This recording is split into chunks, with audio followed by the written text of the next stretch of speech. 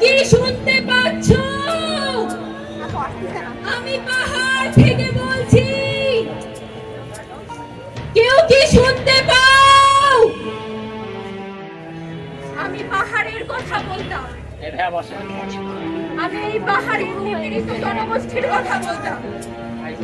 এই ভূমিতে জন্মগ্রহণের জন্য আমার যেটুকু অধিকার প্রাপ্য, আমি শুধু সেইটুকু অধিকারের কথা বলেছি। তার এতটুকু কম নয়, এতটুকু বেশি নয়। আমার বয়স সবে 20। তখন আমার পাহাড়ে পাহাড়ে ঘুরে বেড়ানোর কথা ছিল, কিন্তু আমি সেসব ভুলে তুলে নিয়েছিলাম মাইক্রোফোন আর আমার কণ্ঠ। 20 বছরের একটা মেয়ের কণ্ঠকে তোমরা সহ্য করতে পারলে না, তাকে এভাবে দাবিয়ে দিলে। কিন্তু আসলেও কি দাবাতে পেরেছো?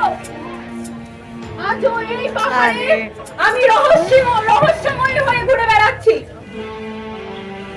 তোমরা কি আমাকে খুঁজবে না? তোমরা আমাকে নিয়ে যাও, যেমন করে আমার কণ্ঠ নিয়েছিলে। তোমরা আমাকে নিয়ে যাও, যেমন করে আমার কণ্ঠ নিয়েছিলে।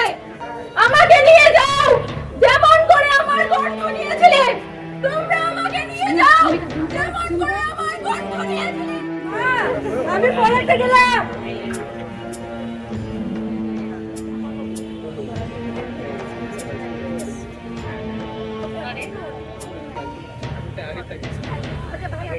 কল্পনা চাকমা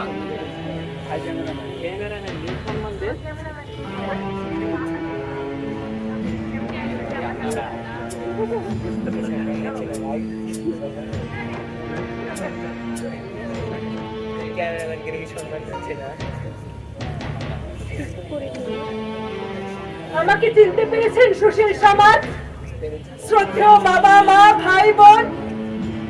হ্যাঁ হ্যাঁ, আমি আপনাদের তনু।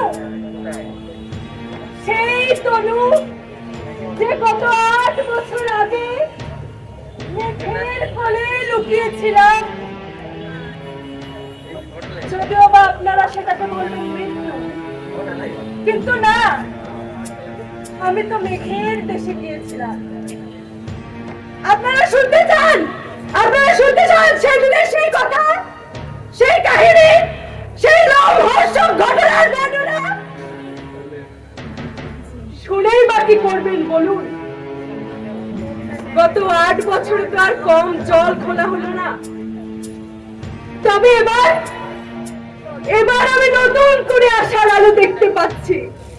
আমার বীর ভাইরা 8 বছর পর আবার এই দেশকে স্বাধীন করেছে। এই স্বাধীন দেশে আমার হত্যার বিচার অবশ্যই হবে, নিশ্চয়ই হবে, নিশ্চয়ই হবে। রোজকার মতো সেই দিনে আমি সেনানিবাসের সেই বাসায় টিউশনিতে গিয়েছিলাম। তারপর হঠাৎ এক আচমকা বিপদের মুখে পড়লাম। আমি জানি না কারা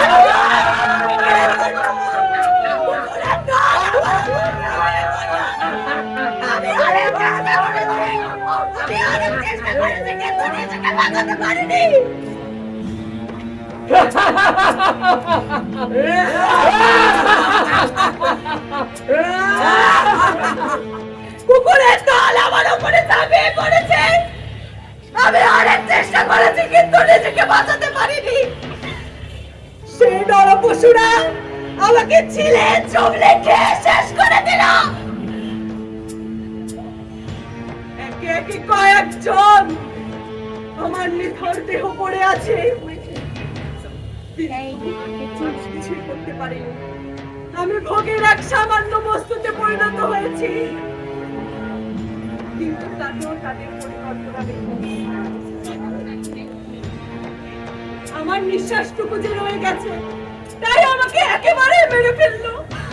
আমাকে একেবারে নিঃশ্বাস করে দিল।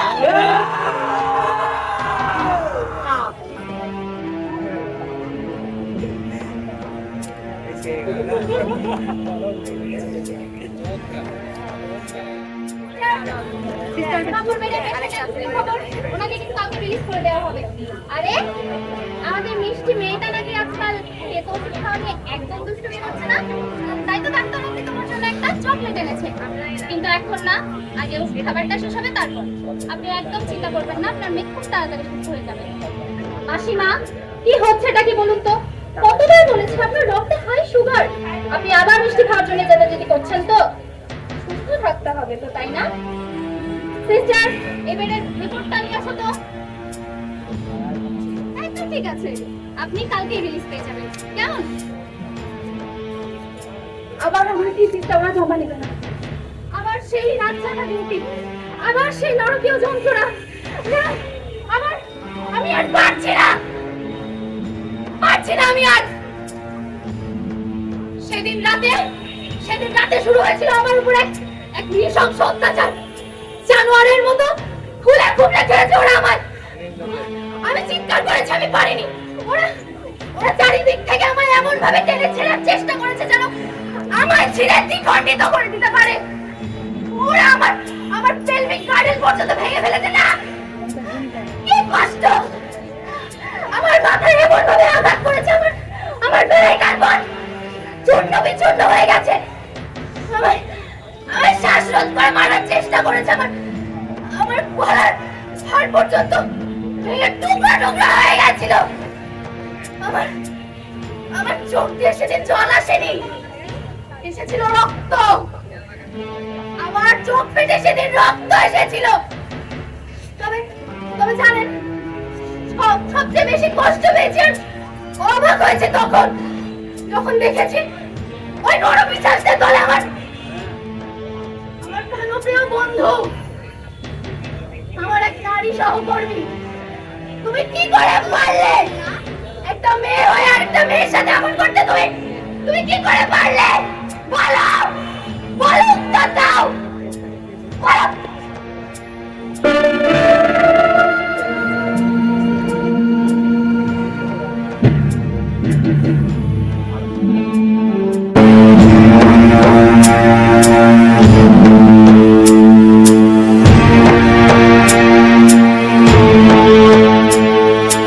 নিভন্তই চুল্লিতে মা একটু আগুন দে, আর একটু কাল বেঁচেই থাকি বাঁচার আনন্দে। নিভন্তই চুল্লিতে মা একটু আগুন দে, আর একটু কাল বেঁচেই থাকি বাঁচার আনন্দে। নটনে নটনা পায়রা গুলি খাঁচাতে বন্দি, দু এক মুঠো ভাত পেলে তা ওড়াতে মন্দি। নটনে নটনে পায়রা গুলি খাঁচাতে বন্দি, দু এক মুঠো ভাত পেলে তা ওড়াতে মন্দি। হাই তোকে ভাত দি, কি করে যে ভাত দি,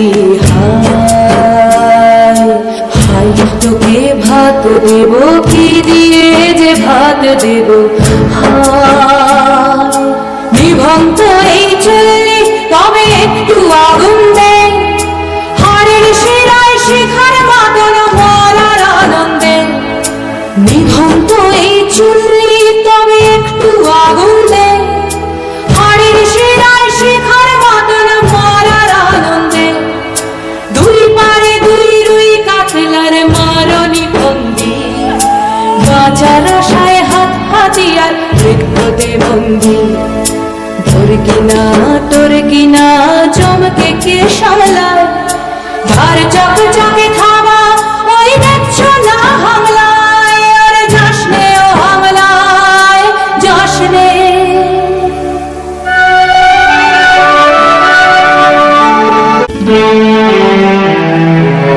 আপু, তোমাদের অনেক কষ্ট হচ্ছে বুঝি? আমারও অনেক কষ্ট হচ্ছে।